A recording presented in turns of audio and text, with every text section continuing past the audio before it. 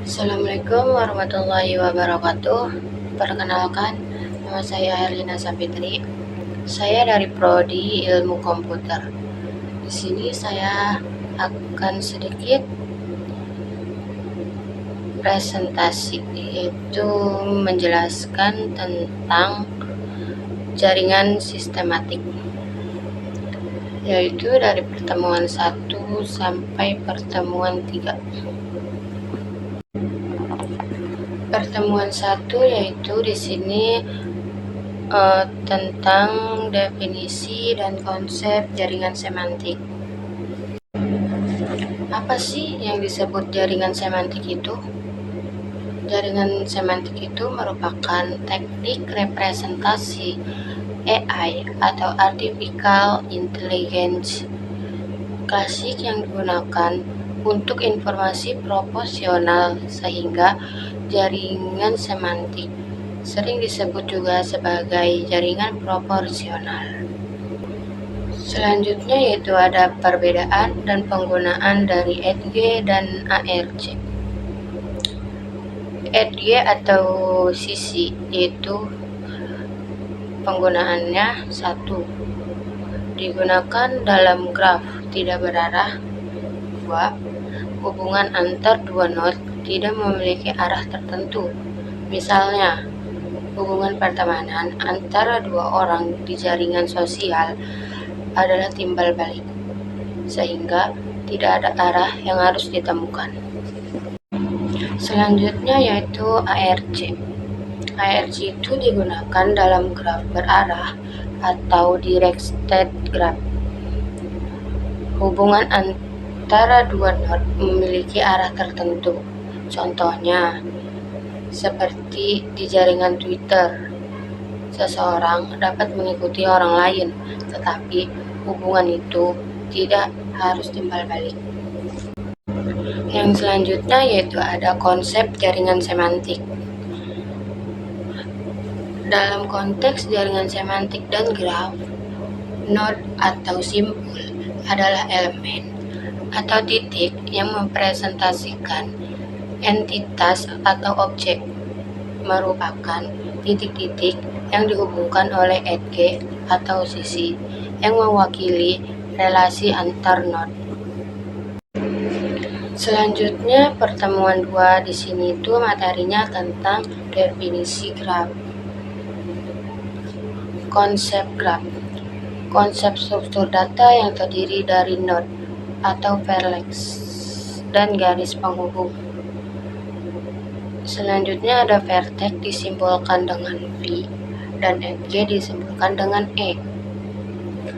Keterhubungan graf dapat membentuk relasi on-to-on, on-to-many, many-to-on, dan many-to-many.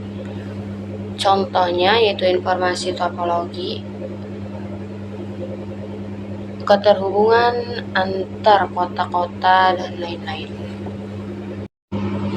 Apa sih contoh penggunaan graf itu?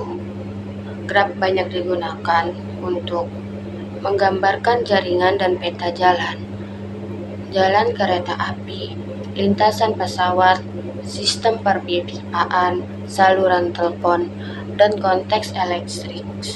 Ketergantungan di antara task pada sistem manufaktur, dan lain-lain. Yang kedua, yaitu terdapat banyak hasil dan struktur penting yang didapatkan dari perhitungan dengan graf.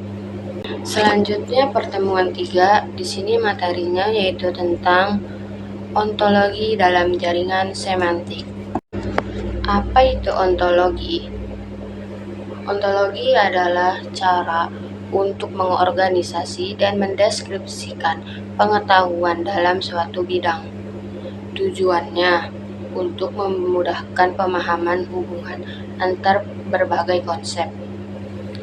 Contohnya di sini yaitu dalam topik kesehatan, ontologi bisa menggambarkan hubungan antara penyakit, gejala, dan pengobatan. Komponen utama ontologi yaitu 1. Kelas.